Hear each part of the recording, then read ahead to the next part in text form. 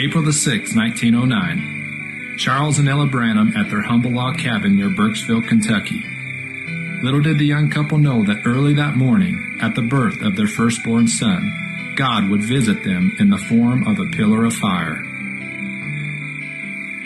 By this amazing sign, God would recognize this newborn baby as the vessel chosen to bring forth a message to God's children in these last days.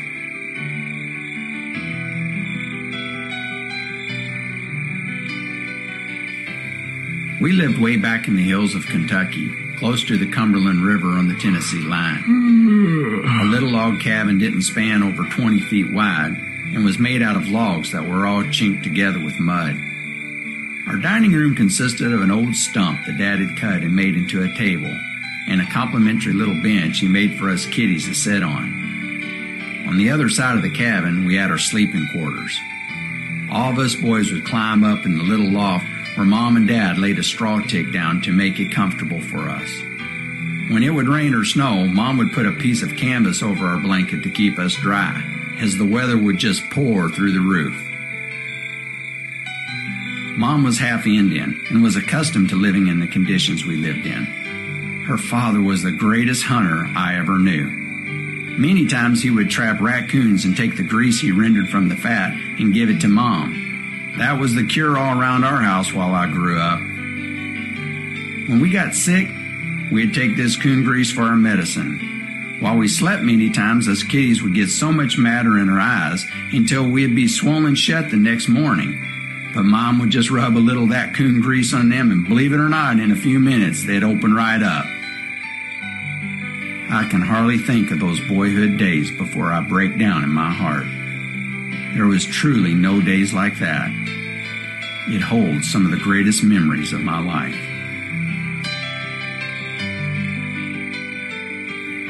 My family was the poorest of poor in those days, however. We didn't have running water, electricity, or even a floor in our home. We'd take our baths on a little wash bench tacked to a tree just outside the cabin. Dad had a little mirror hanging just above the wash bench and would use it to shave with. He'd take a bunch of corn shucks and tie them together and use it to apply the homemade soap my mom made to his face. I remember he had a big straight razor he'd shave with and would dry his face with the burlap towel Mom made for him. He is a very strong man. When he would roll up his sleeves, I'd always admire his muscles that they would just wad up in his arms.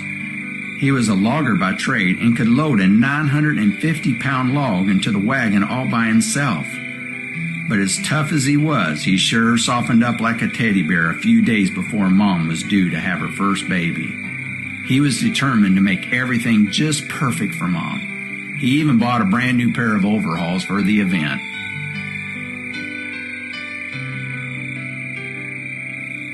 The exciting young couple must have been very careful to do everything they could to prepare for a newborn baby. Nothing, however, could prepare them for the outstanding miracle that would soon take place within our home.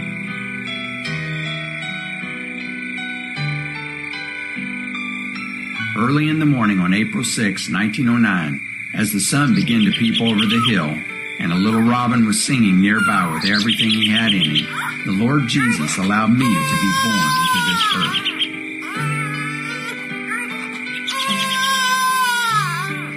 After the midwife had handed me to my mother, she opened the window on the cabin door to shed enough light for Mother to see what I looked like.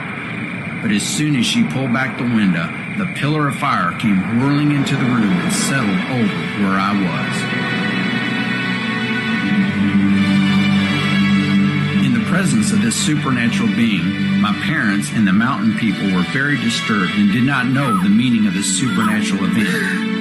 They were very superstitious people to begin with and began screaming and crying as they had never experienced anything like this before.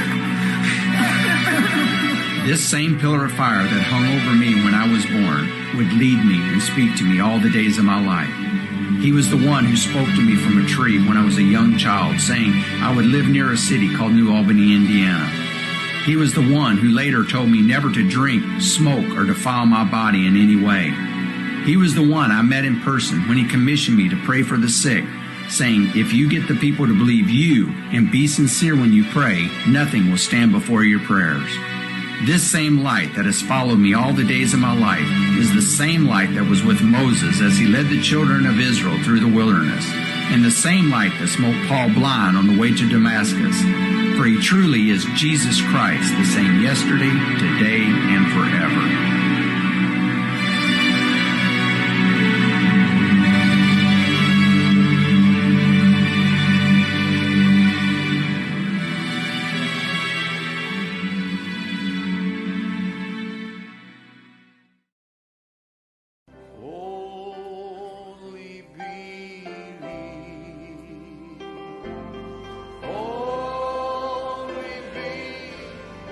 L'aube venait tout juste de percer l'obscurité de ce ciel frais d'avril.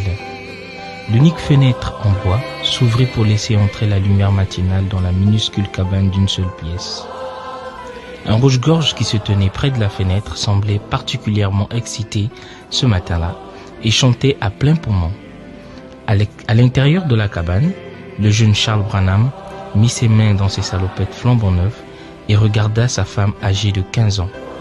Nous l'appellerons William, dit le père. Une lumière surnaturelle entra dans la fenêtre. La lumière se déplaça dans la pièce et s'arrêta au-dessus du lit où se trouvait le nouveau-né. C'est cette même lumière qui avait fait sortir les enfants hébreux d'Égypte. C'est cette même lumière qui avait rencontré Paul sur le chemin de Damas.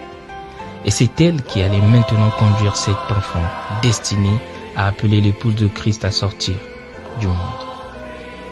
Cette lumière n'était nulle autre que l'ange du Seigneur, la colonne de feu.